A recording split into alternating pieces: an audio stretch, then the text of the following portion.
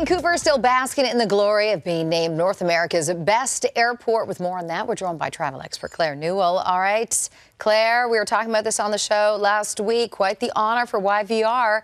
What makes it, do you think, the best airport in North America? Well, being a Vancouver gal, I'm, pretty biased. But Skytrax Award came out with this, and it was a huge accolade for YVR, and there's so many reasons. I think they've got great staff and great leadership, but they've put together an airport that has all of the great services that you would need in an airport: shops, retail, parking. If you've ever landed at YVR, you'll know that it's like a museum when you go in. There's gorgeous artwork, but more than that, they've invested in technology so that it really helps you speed through the airport. And at the end of the day, as far as I'm concerned, that's the most important part. All right. Well, congratulations, Vancouver. That is a great honor, and nice to see them back on top. Meanwhile, I wanted to relate a story, Claire, this morning, a bit of an air scare that I had recently. I was on a plane back home over the weekend, and we were unexpectedly diverted for, I'm not going to call it an emergency landing, but an unscheduled landing, because there was a light on, apparently in the dashboard in the cockpit.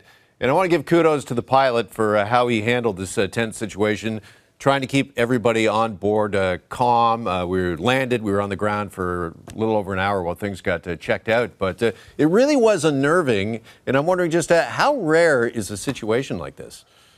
Well, I can bet you were a little bit nervous, and everybody on board. I know that when I see an engine light on my car, I get all freaked out. So you can imagine what a pilot has to do and keep everybody calm.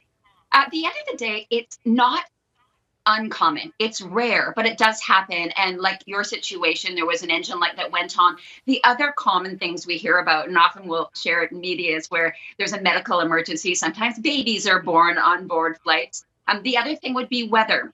And I was actually on a flight years ago coming back from New York, and the pilot didn't have the landing capability to fly in thick fog. He didn't have the right number of hours. So we were diverted to Calgary. We were all pretty scared. Actually, Alanis Morissette was sitting in the seat in front of me on that flight. But it does happen. And as long as the pilot is really clear and keeps people calm, it usually ends up just fine, like it did in your case. But kudos to the pilot for doing the right thing.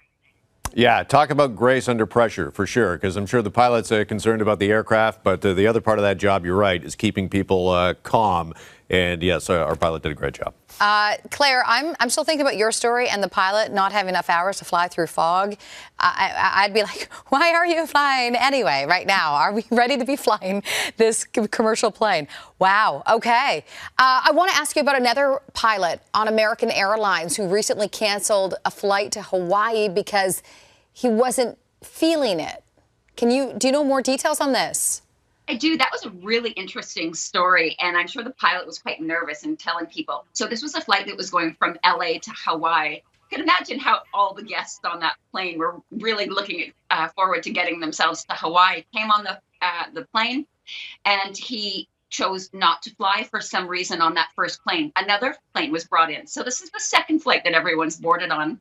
He came on and said, you know what, I'm not feeling this, because there was a light or showing that there was a situation with the oil pressure in one of the engines. So for the second time said, we're not going to be going. He wasn't 100% sure. There was no 100% guarantee that they were going to land safely. So he again chose not to fly. And I'm sure he was worried, but when he came on, everybody applauded. They were cheering that he actually made this announcement, was really clear with everybody. They did end up taking off about 5 hours later than they were originally planned to leave, but they got there safely. So again, another shout out to the pilots. Their number one job is your safety. Yeah, bottom line, safety first, without a doubt. Yeah. All right, reclining seats may soon, Claire, be a thing of the past, we're hearing. Why are they looking to get rid of them? Well, in my mind, I think it's a great idea, because I've heard so many cases, and actually it's come to media, and I've talked about it, where people have brawled up and fights on board because of reclining seats. But this is actually, it's money. At the end of the day, they're looking for lighter seats with less mechanical parts. Lighter means they're paying less in jet fuel. Less mechanical parts means less maintenance costs for an airline. But I think it's a good idea. And we have seen a trend in this. A lot of major airlines in the U.S., like United, American, Delta, They used to recline 4 inches. Now it's only 2. Some have actually locked the seats in position. Spirit Airlines did that back in 2019.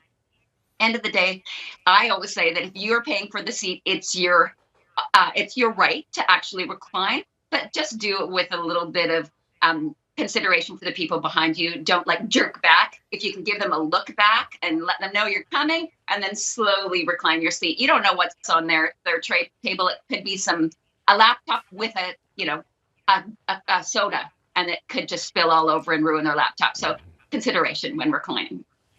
For sure. All right. Before we run out of time, Claire, Stanley Cup playoffs, as you know, are underway. And for those worried about missing a game, Air Canada has the answer. Yeah, I think so. And I was sitting beside someone who was actually taking advantage of this, and I was looking at their screen back as well. Air Canada is putting out 3 live shows that you can watch on board channels, Sportsnet 1, Sportsnet East, as well as TVA, which is coming out in May. So you're not going to miss a Stanley Cup playoff game if you're flying on Air Canada. All right, but I can't promise to remain in my seat if my favorite team scores. All right, I can just hear it now. Sir, the seatbelt light is on. Please sit down. Claire, thanks so much. Good to see you this morning. Appreciate this. Good to see you both. Thank you.